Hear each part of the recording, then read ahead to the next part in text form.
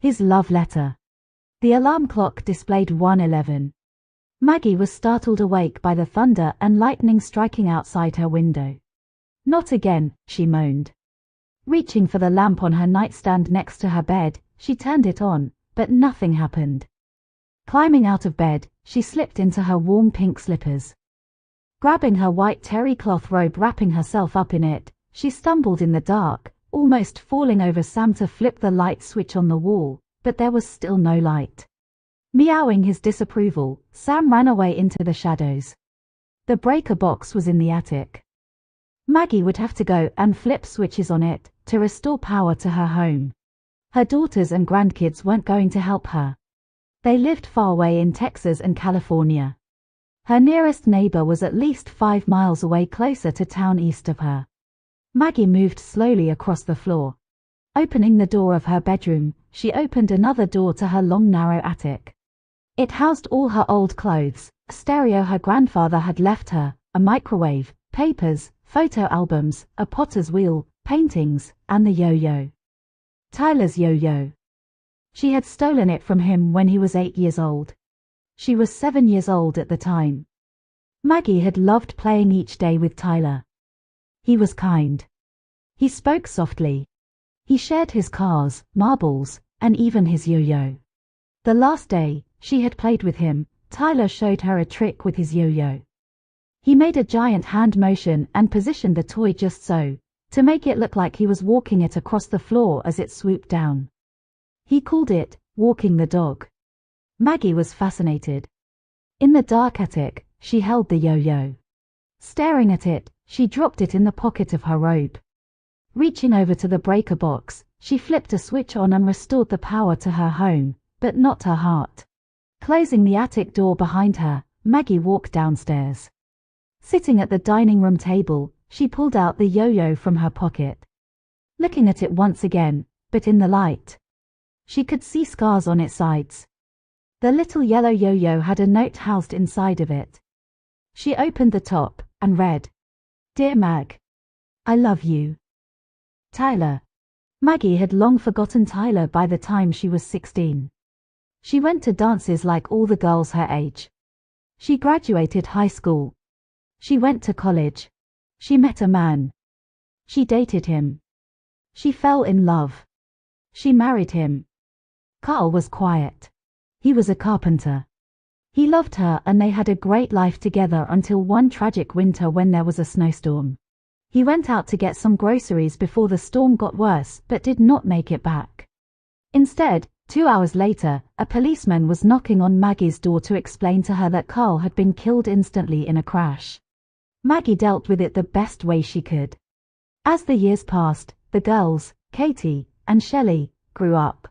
They got married and moved away. Maggie did not get remarried. She owned and enjoyed working in her knitting shop in town instead. Maggie put the yo-yo back in her robe pocket and hung it over a chair and went back to bed. She dreamed, but strangely enough she couldn't remember what. There were tears in her eyes upon waking, and suddenly, her small beach house by the sea felt lonely. Determined to have a good day, she put a smile on her face and showered and dressed in a pink blouse, black slacks, and flat black shoes. Grabbing a donut and a small cup of orange from the kitchen, she walked out the door and climbed into her turquoise Thunderbird. She drove into town. Unlocking the door to her shop, Maggie set up the register for customers that would arrive and possibly purchase new yarns and explore patterns.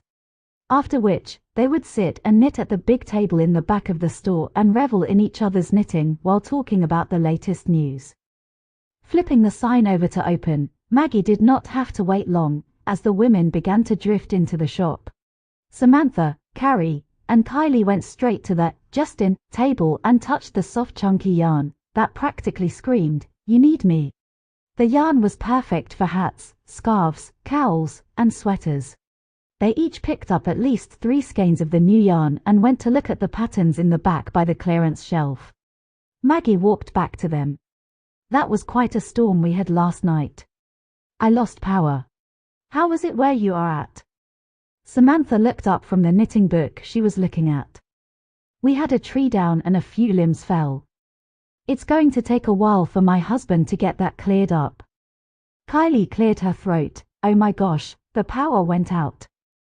You would have thought a tornado was coming the way my kids screamed and hollered over a little lightning strike. It took me at least 30 minutes to get them all calmed down and the dog to stop barking. I see we all had quite a night, Maggie said, as she watched Joanne, Hazel, and Melinda walk through the door. They went straight to the Justin table like the other customers and then back to visit with them. Maggie heard the phone ring, so she went to answer it. Pearls are a girl's best friend shop. How can I help you? A pause on the other end of the line. Maggie Thompson, please, said a young woman's voice. Yes, this is she. Maggie replied. There has been a car accident. The elderly gentleman is here at our hospital in town is asking for you. Maggie's eyebrows rose. She didn't think she knew any man that would be calling her. The young lady continued, it's a Mr. Tyler Frank. He really wants to see you. I am sorry to bother you. If I have the wrong Mrs. Thompson, I will hang up and let you get on with your day. No, you have the right Maggie Thompson. I recognize the name. I haven't seen him in years. I will be there as soon as I can. Maggie hung up the phone. She looked back at her customers. She sighed. Joanne got up and came over to her. What's wrong, Maggie? The depth of concern in her voice was so Joanne. Tyler is here, Maggie said in almost a whisper. Joanne had never heard of Maggie speaking of any man since Carl's death, so she waited. Maggie looked over at Joanne. He was a friend of mine when I was only 7, but then he moved away from the little town I grew up in Idaho. I thought I would never see him again. Joanne knew Maggie was hiding something, but she didn't dare dig any deeper. Obviously, the man I had made an impression on her old friend. Maybe a first love. You ought to go and see him then. Joanne practically pushed her out the door. But the shop? Maggie cried. I got it, Joanne smiled. Maggie knew she could count on her old friend. She had helped run the shop in the past when doctor's appointments had been scheduled or other events that she didn't expect to have magically appeared. Thank you, so much, Joanne. No problem, Joanne waved as she closed the door and went back to the others in the store. Maggie hurried to her car and tried not to speed down the road to town. She wanted to see him but wanted to get there in one piece. Besides, the local policeman loved giving speeding tickets. She didn't want one. The breeze felt great against Maggie's neck. It was sunny outside, but not hot. The palm trees swayed gently back and forth in the breeze coming off the Atlantic. She hadn't seen Tyler in years. What would he be like now? Would he be an old, withered man? Was he on his deathbed? Is this why he was thinking of her now? She told herself to stop overthinking and relax. She would soon know the reason for his sudden interest in her whereabouts. Maggie parked and went into the hospital. The nurse on duty looked up from her station. May I help you? She said. Yes, I am looking for Tyler Frank. Someone called me and told me that he wants to speak to me, Maggie said with a bit of apprehension. One moment, the nurse lifted the receiver, hit a button. She's here, was all she said. For a moment she waited and then she hung up. He is ready to see you. Go up to the 4th floor, go left, and he's in room 402. It's the cardiology wing. Thank you, Maggie said and left. She spotted a nearby elevator and took it to her desired floor. Room 402's door was closed. She knocked. Come in, a smooth Southern-style man's voice answered back. Maggie pushed the door open. There Tyler was in bed almost all covered up by a warm blanket and a newspaper. He had been reading earlier. He was still handsome, but a grown man. His brown eyes smiling at her. I don't know if you remember, he began, but I remember you, Mag. He smiled. I know you might think my request to see you is a little weird. We haven't seen each other since we were kids. Do you have some time to talk? Maggie smiled. I remember, so much has changed since we were little. Tyler smiled. The doctor says I need surgery. My heart is getting a transplant. I am going to be put under. They need someone I know here in case I don't wake up. It seems everyone I loved and knew besides you died long ago. Maggie felt tears from her eyes starting to fall. Your parents and sister? A wife? Kids? Tyler scratched his chest with his right hand. My parents and sister died when I was 25. I was on a job interview when a policeman called me on my cell to inform me that their cruise ship hit an iceberg in Alaska and sank. There were no survivors. As far as a wife goes, well, I married Sarah. We were very happy, but there were no children. 2 years ago, she passed away due to cancer. Despite my misfortunes, I have lived a happy life up until now. I am the CEO of my company. If all goes well, I'll live another 20 to 40 years.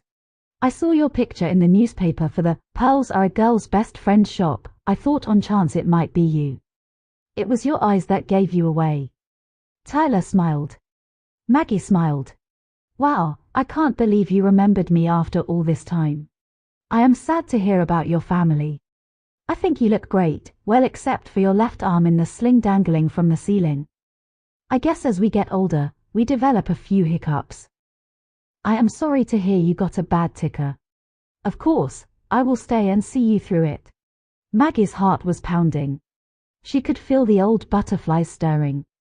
She could remember her first kiss with him. They were hiding behind the old couch in the den looking for an old matchbox truck. Tyler had leaned over and planted a kiss smack on her lips. It was soft and gentle. She blushed. She looked up at him. Just then the knock on the door woke Maggie up from her little daydream. Excuse me. It's time Mr. Frank got his vitals taken and so forth. Can you step out into the hall for a few minutes? There is a chair there you can rest on, said the young, but a bit perky nurse. It won't be long, Tyler moaned back. Maggie went out. She took the time to go use the restroom and then grab a snack from a vending machine afterwards.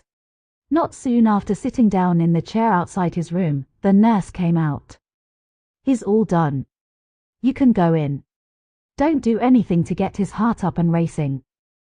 He's not as strong as he looks right now, winked the nurse. Her blonde ponytail swayed as she walked away with every bounce in her step. Maggie went back into the room. She sat in a recliner by his bedside. His head was now resting on a pillow. He looked up as he saw her. He spoke. Anyway, Maggie, the surgery is scheduled for tomorrow in the morning at 7. I don't expect you to stay the rest of today. I know you probably have a few things to tend to. After the surgery, and they have released me, I would like to catch up a bit more with you. Say maybe go to lunch if that is all right. What do you say, Mag? Maggie sighed. Oh, you are right, but I hate leaving you this way. It's been forever since I saw you last. Tyler smiled. I know you need your sleep too. Please be here at 6:30. I'll see you as they will me into surgery. Thank you for doing this for me. Give your old friend a hug. Maggie blushed. Of course, Tyler. I'll be here. She hugged him and then left his room. Going back down the elevator, she stopped and talked to the nurse about the next day's schedule and filled out a couple of papers they made out for the person considered next of kin. In case the worst should happen. Maggie hoped that wasn't the case. She did so and left the hospital. It was still pleasant outside. The drive home was nice. At home, she poured herself hot chocolate. She smiled. Not at Tyler's misfortune, but the fact that he was back in her life. For how long she wasn't sure. Looking at the clock, she realized that the shop was now closed. She was hungry. She took out a TV dinner from the freezer and cooked it in the microwave. After it stood for 5 minutes, she ate it and went upstairs. Brushing her teeth, and then climbing into bed, she turned on the television and started to watch a movie. 15 minutes later, she was fast asleep. At midnight though, the phone rang startling from her sleep. The nurse on duty said Tyler had some problems during the night, but now he was resting peacefully again. Maggie was alarmed, but she knew if she didn't get some sleep, then she would be in no condition to see him in the hospital in the morning, so she went back to sleep. At 5 am, her alarm went off. She got up and got ready and off to the hospital she went with breakfast sandwich in hand. She scarfed it down and arrived at the hospital just in time to see Tyler out of his room on the gurney. The nurses carried him off to surgery. He saw her and waved and whispered, "See you later." One of the nurses called out to her, "You can wait in the waiting room over there." Maggie worried the whole time about her friend, but soon a nurse came out to tell her that Tyler was fine. He was asking for her. Tyler smiled up at her. "Thank you for sticking around. The doctor says I should be good to leave on Friday. Can I meet you for lunch at the cafe over there?" He pointed out the window at Ginger's, a place Maggie knew well. "Yes, I can be there," she smiled. "I'm glad to see you again and that everything went well for you, Tyler. I would very much like to see you once more before you take off to wherever you are going." Tyler smiled. "I will see you there then. We can catch up a bit more." Maggie went to work after her visit with him and got the girls caught up on who he was. She didn't say a lot, but Joanne could see the spark in her old friend's eyes. Friday, she would tend the shop again for her friend. Friday morning came. Tyler sat in a booth behind the hostess. Maggie went to sit down across from him. She had brought the yo-yo to return to him, minus the note. Tyler stood up as she sat down and then took his seat again. He looked over at her. "Thank you for coming to my rescue." Maggie smiled. "You are welcome. You know I couldn't say no. By the way, I have something for you." She took out the yellow toy out of her purse and put it on the table in front of him. She waited a moment. "I took it from you. I am sorry. I meant to give it back to you the next day, but then you didn't show up. My mother told me you moved." Tyler smiled and reached for the yo-yo. "I see you found the note," and then he looked a bit longer into her eyes. "You know, Mag, the years have gone by, but I still feel the same way. Do you think an old goat like me has a chance now?" Maggie laughed. "Maybe. Are you sticking around this time?" Tyler clapped her hands. "Yes.